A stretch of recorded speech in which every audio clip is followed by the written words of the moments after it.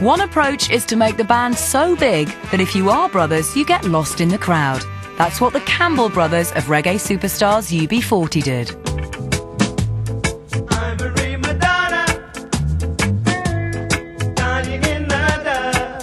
I'd describe me and Rob like chalk and cheese. I'm a grown-up, he's a child. It was that way when we were little, it'll be that way when we're 80, you know.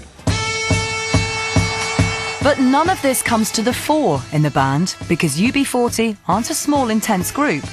They're a collective, man. There's loads of them and they've all got different bits and roles, and therefore I think the intensity of that brother relationship is slightly more diffuse. With the Kinks, you've got that front person, Ray, right up front. He's in the spotlight. With UB40, the workload and responsibility was spread much more evenly across the group. The band's members grew up in the Sparkbrook and Moseley inner city suburbs of Birmingham. 2 of them are brothers, the others connected by school and neighbourhood friendships. It's a democratic process, you know, there's 8 of us and we all have the same say, really. We were a gang before we were a band.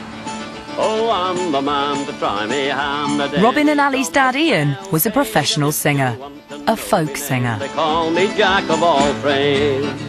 When he had 4 lads growing up, I'm sure he had some kind of fantasy about having his own group. But it's like anything else, if you get it rammed down your throat, you start looking for the opposite thing. We were invited to sing at one of our family get-togethers, which was all folk, you know, and we had rehearsed Village Ghetto Land, Stevie Wonder song, and we did it.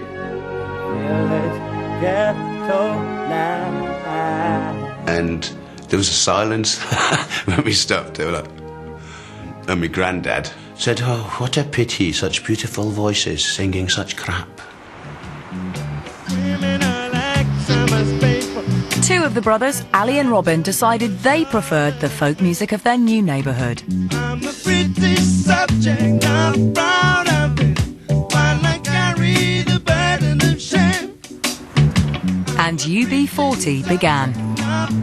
Named after the form used to register for unemployment benefit.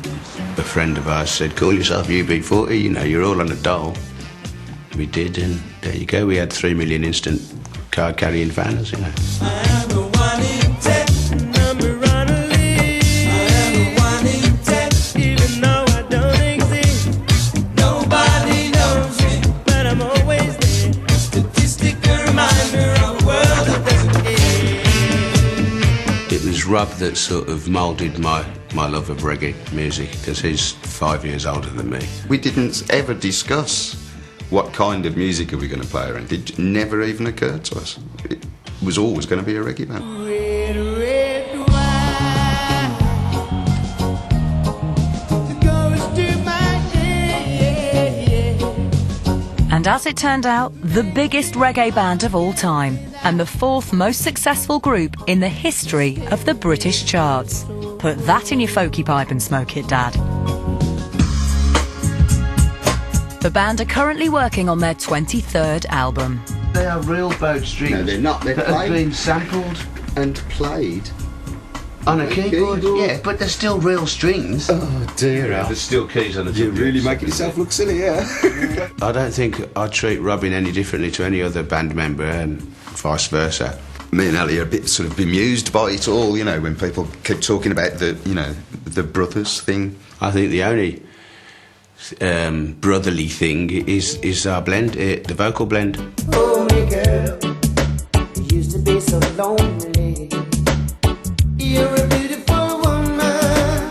Oh. I mean, we are the Everly Brothers of reggae. You know, we're known as that. Joke. I don't think that the brother thing is as important as you may think it is, you know. I think if you're going to be in a band, you've all got to be brothers, you know, otherwise you ain't going to make it. That's all right.